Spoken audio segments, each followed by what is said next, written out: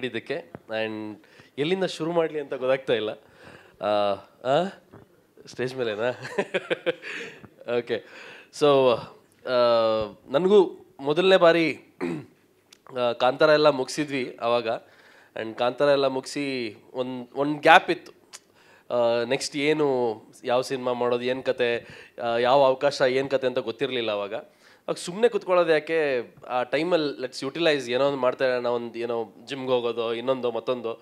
So ಆವಾಗ almost ಒಂದು 12 kilos ಏನೋ ಕಮ್ಮಿ ಆಗಿದ್ದೆ. ಆ್ಯಂಡ್ ಒಂದು ಜರ್ನಿಯಲ್ಲಿರೋಣ, ಒಂದು ಫಿಟ್ನೆಸ್ ಇಟ್ಕೊಂಡಿರೋಣ, ಅವಾಗ ಯಾವುದೋ ಒಂದು ಅವಕಾಶ ಬಂದಾಗ ಅದಕ್ಕೆ ಸರಿಯಾಗಿ ಕುತ್ಕೊಳ್ಳುತ್ತೆ ಅಂತ. ಆ್ಯಂಡ್ ಆ ಜರ್ನಿಯಲ್ಲಿ ಇರಬೇಕಾದ್ರೆ ಬಂದಿದ್ದ ಕಾಲು ನನಗೆ ಅಜನೀಶ್ ಲೋಕನಾಥ್ ಅವರದ್ದು. ಸೊ ಯುದ್ಧ ಕಾಲದಲ್ಲಿ ಶಸ್ತ್ರಾಭ್ಯಾಸ ಮಾಡೋದಕ್ಕಿಂತನೂ ಆ ಅಭ್ಯಾಸದಲ್ಲಿದ್ದರೆ ಯುದ್ಧ ಕರೆಕ್ಟಾಗಿ ಬಂದಾಗ ನಾವು ರೆಡಿಯಾಗಿ ಇರ್ತೀವಿ ಅನ್ನೋದಕ್ಕೆ ಆ ಕಾಲ್ ಸಾಕ್ಷಿ. So thank you so much Ajaneesh sir. Call ಮಾಡಿ ನಾನು ಅಜನೀಶ್ ಲೋಕನಾಥ್ ಸರ್, ನಂಬರ್ ಇದೆ ನನ್ನ ಹತ್ರ, ಹೇಳಿ ಸರ್.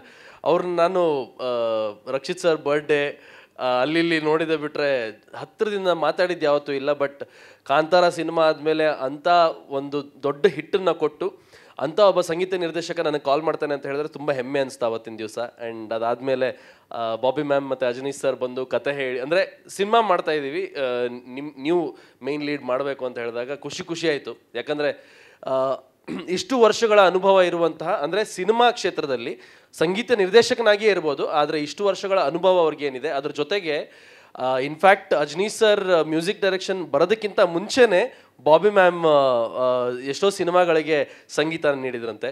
ಸೊ ಅಷ್ಟು ಅನುಭವ ಪ್ಲಸ್ ಇವರ ಅನುಭವ ಇದೆಲ್ಲ ಸೇರಿದಾಗ ಒಂದು ಎಕ್ಸ್ಪೆಕ್ಟೇಷನ್ ಜನರಲ್ಲಿ ನಮ್ಮಲ್ಲಿ ಹುಟ್ಕೊಂಡಿರುತ್ತೆ ಕಲಾವಿದರಿಗೆ.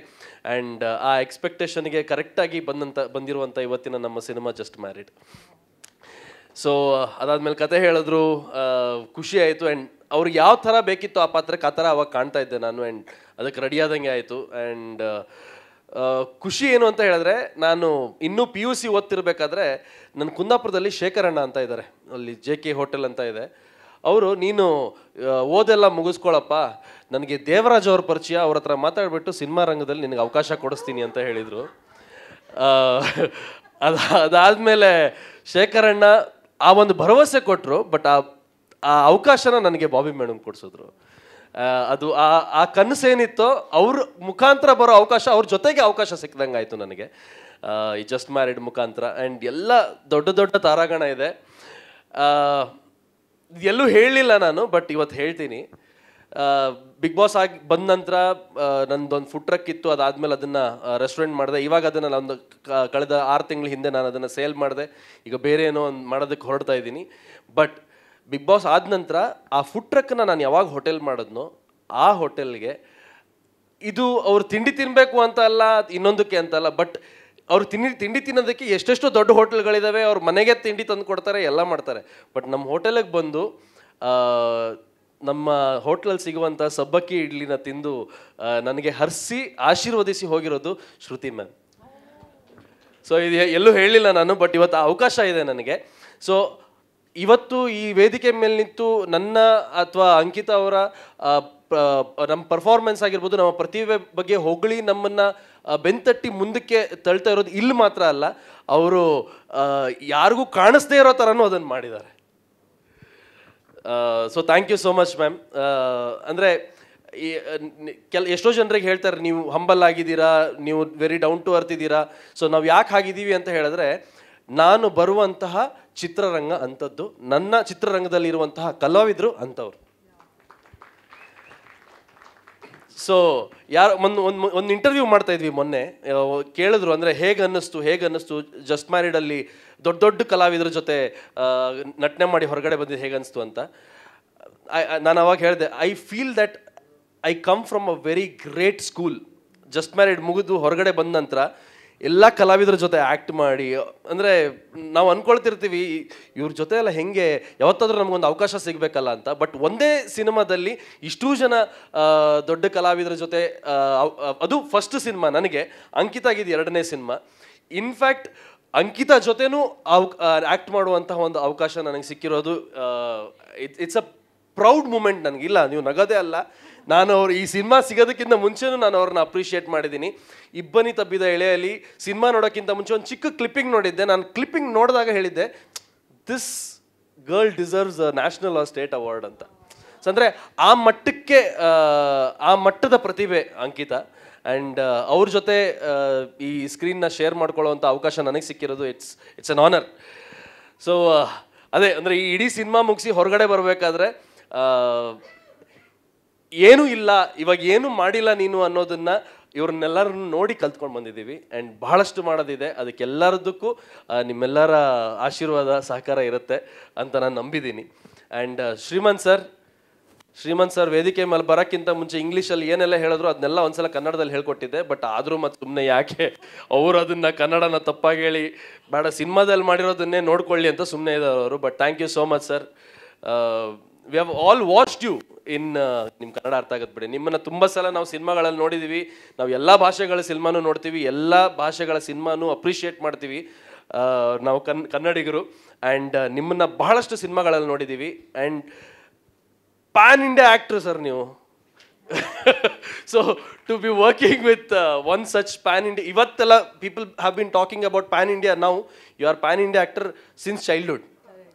Starting your career from Kannada film industry, you are a pan-India star.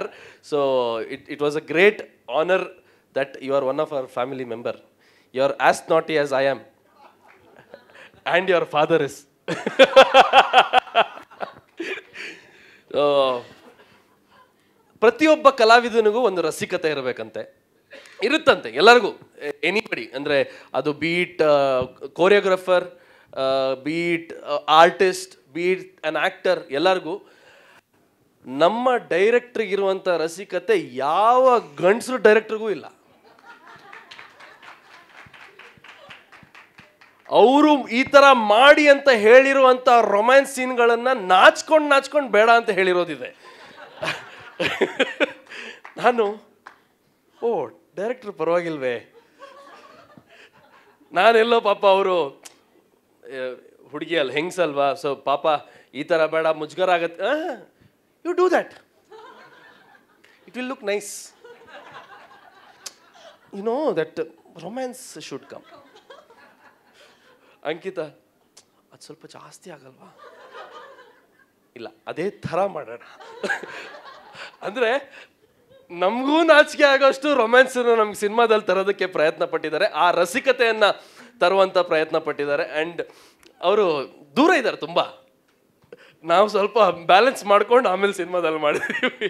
But ಪ್ರತಿಯೊಂದು ಶಾರ್ಟಲ್ಲೂ ಕೂಡ, ಪ್ರತಿಯೊಂದು ಎಂಟ್ರಿಗೂ ಕೂಡ ಮೇಡಮ್ ಹೇಳ್ದಂಗೆ, ಸೊ ಇವ್ರ ಮೂಡ್ ಅಂತ ಹೇಳಲ್ಲ, ಮೂಡನ್ನ ಇವರೇ ಕೊಡ್ತಾರೆ ಮೇಡಮ್.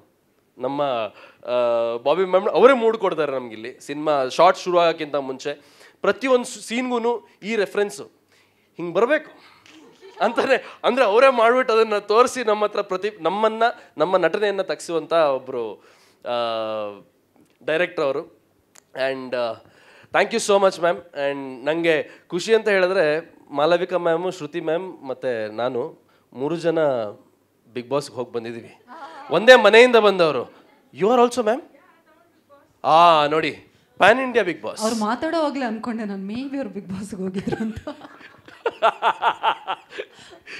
ಸೊ ನಾವು 4 ಜನ ಇದ್ದೀವಿ ಇವಾಗ, ಸೊ ಒಂದೇ ಕುಟುಂಬಸ್ಥರು ಅಲ್ವಾ. ಸೊ ಆ್ಯಂಡ್ ಶಾಂತಿ ಮ್ಯಾಮ್, ನಾನು ಶಾಂತಿ ಮ್ಯಾಮ್ ಅಂತ ಹೆಸರಿಗೆ ಶಾಂತಿ ಮಾಸ್ಟರ್ ಅಂದರೆ ತಮಿಳಲ್ಲೆಲ್ಲ ಗಂಡಸ್ರಿಗೂ ಶಾಂತಿ ಅಂತ ಇರುತ್ತಲ್ಲ, ಯಾರು ಬರ್ತಾರೆ ಅಂತ. ನೆಕ್ಸ್ಟ್ ಡೇ ಹೋಗಿ ಮೇಡಮ್ ಇದ್ದಾರೆ, ನಾನು I am Shanti master, some master. And ಎಷ್ಟು ಚೆನ್ನಾಗಿ ನಮಗೆ ಹೇಳ್ಕೊಟ್ರು ಅಂತ ಹೇಳಿದ್ರೆ, ಎಲ್ಲೂ ಕೂಡ ಆ ಒಂದು ಮಾಸ್ಟರ್ ಅನ್ನುವಂಥ ಒಂದು ಈಗೋನಾಗಿರಲಿ ಅಥವಾ ಪ್ರೆಷರೈಸ್ ಮಾಡಿ ಹಿಂಗೆ ಮಾಡಬೇಕು ಇಲ್ಲ.